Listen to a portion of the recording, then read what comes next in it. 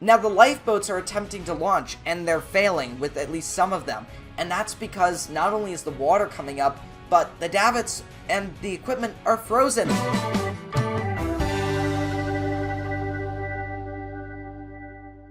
Hey guys, welcome back to another video, and in today's video we are back with recreating the disasters. Today we're focusing on the Wilhelm Gustloff. So yeah guys, let's get into the video.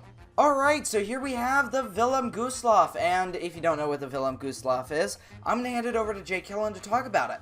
Yeah, so the Wilhelm Gustloff was launched on May 5th, 1937, and it was a purpose-built cruise ship for the German labor front.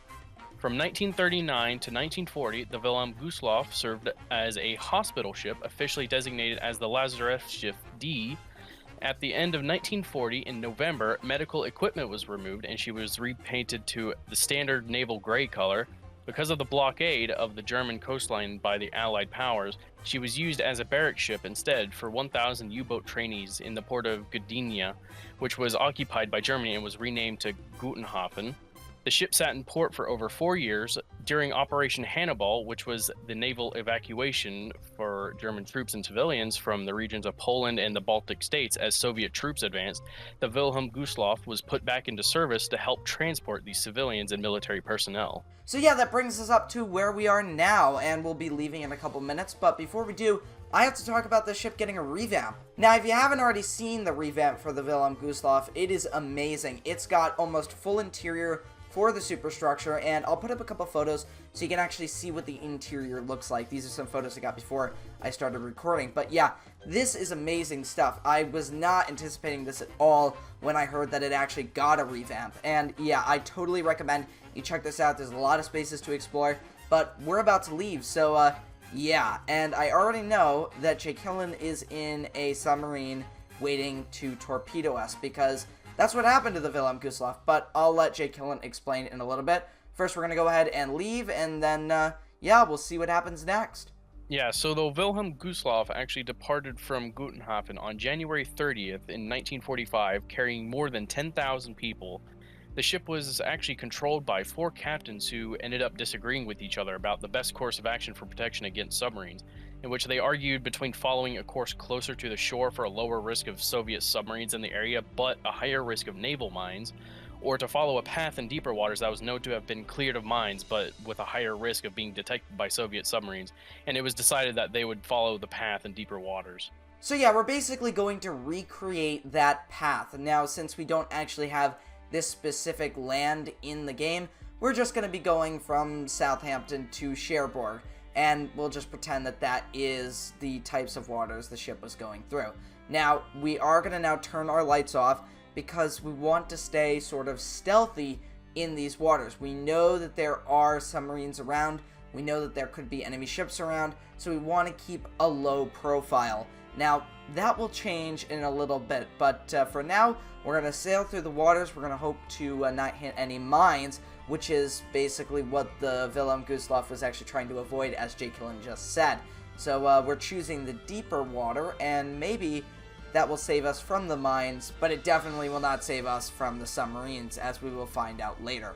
Unlike in the game right now, the conditions on board and around the Wilhelm Gustloff were not favorable whatsoever. The ship had been loaded up with over 10,000 refugees, and there was really no sitting room. You had to be standing in public spaces, in corridors, in cabins, because they were so overpacked. During the voyage, the Wilhelm Gustloff received word of 3 oncoming German minesweepers, which led them to turn the navigation lights on because of the low visibility. But not long after, the Soviet submarine S-13 spotted the Wilhelm Gustloff and followed the ship off to the starboard side for about 2 hours after that. Now, I'm not sure if I can just turn on the navigation lights in Tiny Sailor's World. If I can, let me know down below, because that would be very helpful. But right now, I'm just turning on all the lights to replicate what happened with the navigation lights being turned on. So there should be a submarine out here looking for me, and I think Jlkillen should be nearby as well, because we've been sailing for a little while now with the lights on, and that's always concerning, especially when we're in sort of a wartime situation. Now, unfortunately for the Wilhelm Gustloff, the submarine has just passed around to their port side, but they don't know this. Their submarine detector has been frozen up with ice, as well as the lifeboat davits, and also some of the machinery on the deck.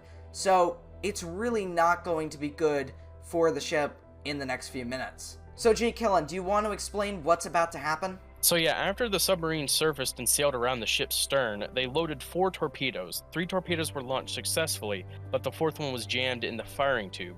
The first torpedo struck in the bow, which caused the watertight doors to seal off where the off-duty crew members were actually sleeping.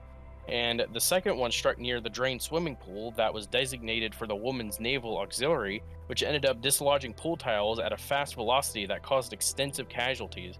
And the third and final torpedo struck the engine room and disabled the ship's lights and communications. And like what was said before, it was cold, and it was said that the sea was around 0 to 14 degrees Fahrenheit. And after the sinking, more than 9,000 people died by either the explosions, drowning, or rapidly freezing in the water or cold weather. Which ended up leading this ship to be the worst disaster in history. Exactly, and great point bringing up the temperatures. This is much colder than the situation that Titanic's passengers faced. There was very little time to stay alive in those waters, and it would get worse, and we'll explain in a moment why it would.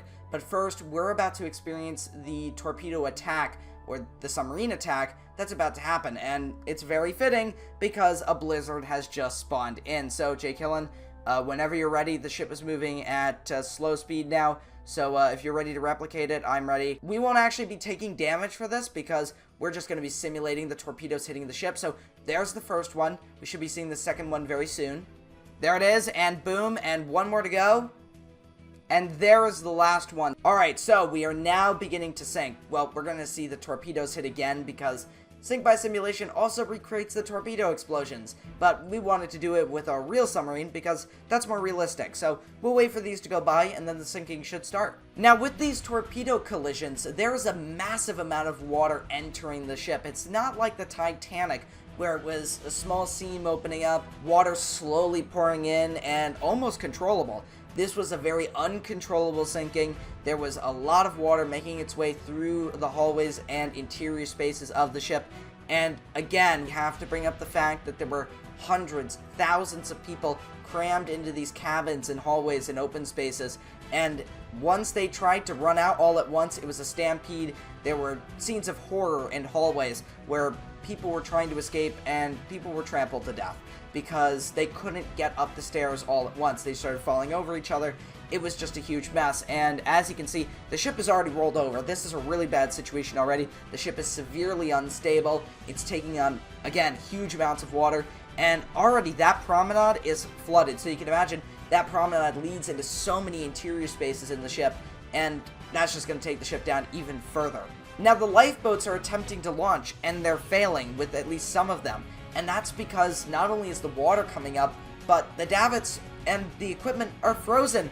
There has been freezing rain and snow for a couple hours now, and that has coated everything with a thin layer of ice, and it's making it difficult to actually lower the boats. The bridge is now gone. The funnel has collapsed. I'm not sure if the funnel would have collapsed in real life, but there it goes.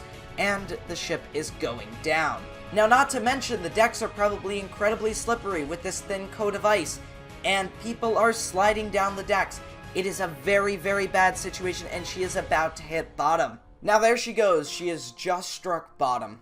Now, the wreck is on the bottom, but there is still people on the surface that are alive, and unfortunately, they are either going to freeze to death, or they are going to be killed by the rescue ships. So, the ships that were coming onto the scene actually ran over some of the survivors and killed them. They also dropped depth charges because, obviously, there was a submarine around, and that also killed several survivors in the water. Several hundred, in fact. So, it really was an awful situation, and there will never be that accurate toll like there was on Titanic or other ship disasters. So, yeah, but that has been the Wilhelm Gustloff. If you guys have enjoyed this video, make sure to leave a like and a comment, and I'll see you next time, guys. Goodbye.